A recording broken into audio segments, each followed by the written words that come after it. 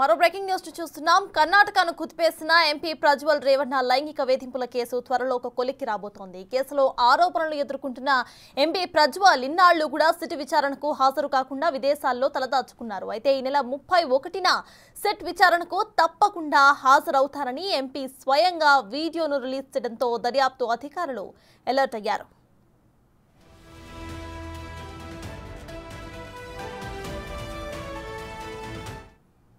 Prajwal Revanna arrest విషయంలో ఎలాంటి జాప్యం చేయబోమని ఆయన 31న విమానం దిగగానే అరెస్టు చేస్తామని కర్ణాటక హోంమంత్రి డాక్టర్ పరమేశ్వర్ వెల్లడించారు. ఈ విషయమై సిట్కు ఆదేశాలు జారీ చేసినట్టు తెలిపారు. ప్రజ్వల్ రేవణ్ణ పత్రాల చెల్లుబాటు ఈ నెల 31తో ముగుస్తుందని అన్నారు. ఒకవేళ అతడు ఎన్నికల్లో ఓడిపోతే అతడి దౌత్య పాస్పోర్ట్ను అక్కడి అధికారులు వెంటనే స్వాధీనం చేసుకుంటారని హోంమంత్రి పరమేశ్వర వివరించారు. అప్పుడైనా ప్రజ్వల్ రేవణ్ణ భారత్కు తిరిగి రాక తప్పదని అన్నారు. ఒకవేళ భారత్కు తిరిగి రాకపోతే ఇంటర్పోల్ రంగంలోకి దిగి అరెస్టు చేస్తుందని చెప్పారు. ఇప్పటికే ప్రజ్వల్ పై బ్లూ కార్నర్ నోటీసులు కూడా జారీ అయ్యాయని అన్నారు.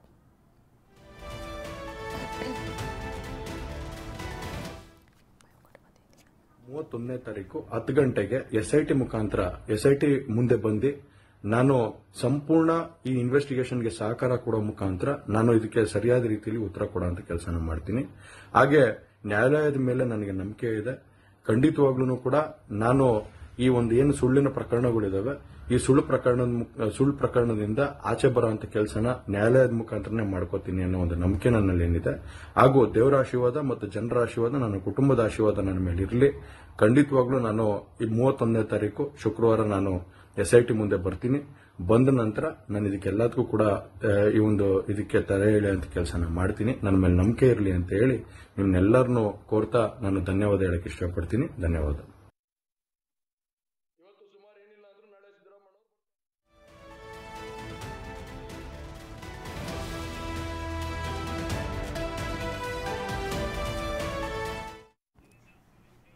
ఇదే విషయంపై పూర్తి డీటెయిల్స్ మా ప్రతినిధి శివ అందిస్తారు. శివ, చెప్పండి, ఎట్టకేలకు 31వ తారీఖున ఇటు ప్రజ్వల్ రేవణ్ణ సిట్ విచారణకు హాజరవుతారని ఒక వీడియో కూడా రిలీజ్ చేశారు. దీన్ని ఎలా చూడాలంటారు? నిజంగా ఆయన 31వ తేదీన హాజరవుతారు అనుకోవచ్చా? ప్రెసెంట్ అప్డేట్స్ ఏంటి? సటోజ్ కర్ణాటకలో లైంగిక వేధింపులు ఆరోపణలు ఎదుర్కొంటున్న ప్రజ్వల్ రేవణ్ణ హసన్ లోక్సభ నియోజకవర్గం నుంచి ఆయన పోటీ చేశారు. ఎన్నికలు ఏప్రిల్ 26వ తేదీన ఎన్నికలు ముగిసిన వెంటనే 27వ తేదీన జర్మనీ వెళ్లిపోయారు. అంటే అప్పటికే ఈ లైంగిక ఆరోపణలకు సంబంధించి వీడియోలు బయటకు వచ్చాయి. ఎందుకని పరారయ్యారనేది ప్రధానంగా ప్రతిపక్ష పార్టీలు కానీ ఇటు సిట్ అధికారులు పోలీసు బృందం అంతా కూడా చూస్తున్నారు. కానీ ఇటు ప్రజ్వల్ రేవణ్ణ మాత్రం నిన్న విడుదల చేసిన వీడియో ప్రకారం గతంలో ముందస్తుగానే నేను ఎన్నికలు అయిన వెంటనే ముందుగా షెడ్యూల్ చేసుకున్నాం. ఆ షెడ్యూల్ ప్రకారమే నేను 28వ తేదీన విదేశాలకు వెళ్లాల్సి వచ్చింది అంటూ కూడా ఆయన ఒక వీడియో రిలీజ్ చేశారు. కానీ ఇక్కడ లైంగిక ఆరోపణలకు సంబంధించి లైంగిక దాడికి పాల్పడ్డారు అనేది ప్రధానంగా 2000కు పైగా అంటే దాదాపు 3000 వీడియోలు అనేవి అశ్లీల వీడియోలు బయటకు వచ్చాయి. లైంగిక దాడికి సంబంధించి అనేది ప్రధానంగా గుర్తించారు. మరోవైపు ఇదే కేసులో మరో ఇద్దరిని ఈ పెన్ డ్రైవ్ కి సంబంధించి అశ్లీల వీడియోలు సోషల్ మీడియాలో రావడానికి కారకులైన మరో ఇద్దరిని ఈ రోజు సిట్ అధికారులు అరెస్ట్ చేశారు. అంటే వీరిద్దరిని ముందస్తు బెయిల్ కోసం హైకోర్టుకు వెళ్లారు. వెళ్లిన నేపథ్యంలోనే పోలీసు వర్గాలకు సమాచారం అందిన వెంటనే ప్రజ్వల్ రేవణ్ణ లైంగిక వేధింపుల కేసుకు సంబంధించి ఇద్దరిని అరెస్ట్ చేశారు. వారు నవీన్ గౌడ, చేతన్ గౌడగా గుర్తించారు. వారు ఇప్పుడు ప్రజెంట్ పోలీస్ కస్టడీలో ఉన్నారు. ఇక గత నెల ఏదైతే ఆరోపణలు ఎదుర్కొంటూ హసన్యో లోక్సభ నియోజకవర్గం నుంచి ప్రాతినిధ్యం వహిస్తున్న ప్రజ్వల్ రేవణ్ణ లైంగిక ఆరోపణలు ఎదుర్కొన్నారు. ఆ విషయం బయటకు రావడంతోనే జర్మనీ పారిపోయారనేది ప్రధానంగా బాధితులు ఆరోపిస్తున్నారు. దానికి సంబంధించి ఒక్కొక్కరు బయటకు వస్తూ ఉన్నారు.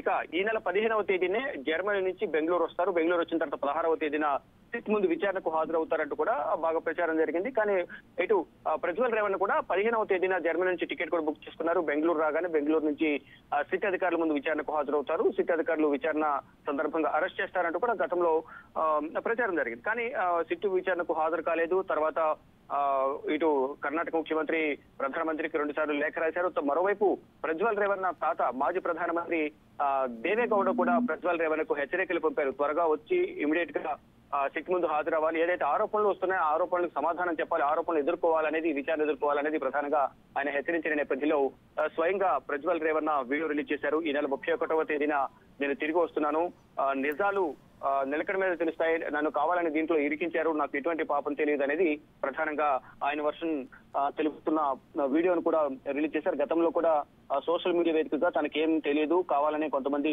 ప్రత్యర్థులు నన్ను ఇరికించే ప్రయత్నం చేస్తున్నారు అనేది కూడా ఒక వీడియోను విడుదల చేశారు. కానీ ఇక్కడ బాధితులు ఎవరైతే ఆరోపణలు ఎదుర్కొంటున్నారో, బాధితులు ఎవరైతే లైంగిక దాడికి గురయ్యారో వారందరూ కూడా ఒక్కొక్కరిగా బయటకు వచ్చి ప్రజ్వల్ రేవణ చేసిన దారుణాలను, వారిని ఏ విధంగా భయపెట్టాడు, అశ్లీల వీడియోలు అంటే లైంగిక దాడి జరిగే సందర్భంలో వీడియోలు తీసి వాటిని చూపించి పలుమార్లు మాపై లైంగిక దాడికి పాల్పడ్డారు, కంటిన్యూగా 3 సంవత్సరాల నుంచి మమ్మల్ని ఇబ్బందులకు గురి చేస్తున్నారు, రాజకీయంగా ఎదగాలంటే నేను చెప్పి పని చేయాలంటూ కూడా అనేక ఇబ్బందులకు గురి చేశారంటూ కూడా ఒక్కొక్కరికి బయటకు వస్తున్నారు. ఇక ఎట్టకేలకు మొదటి నుంచి ఏదైతే ఆరోపణలు వస్తున్నాయో లైంగిక దాడికి సంబంధించి దానికి సంబంధించి పెన్ డ్రైవ్లు బయటకు రావడానికి కారకులైన వారిని కూడా ఈ రోజు అరెస్ట్ చేశారు.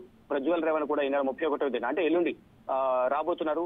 వచ్చిన తర్వాత ప్రజ్వల్ రేవణను ఎయిర్పోర్ట్ లోనే అదుపులోకి తీసుకునే అవకాశం కనిపిస్తుంది. ఒకవేళ మీరు అన్నట్లుగా రాని పక్షంలో ఇప్పటికే బ్లూ కార్నర్ నోటీసులు జారీ చేశారు కాబట్టి అక్కడ ఉన్న ప్రభుత్వ సహాయం తీసుకుని అక్కడ అరెస్ట్ చేసి జర్మనీలోనే అరెస్ట్ చేసి ఇక్కడికి కర్ణాటకకు తీసుకొచ్చే అవకాశం అయితే ప్రధానంగా కనిపిస్తోంది. Right, thank you Shiva.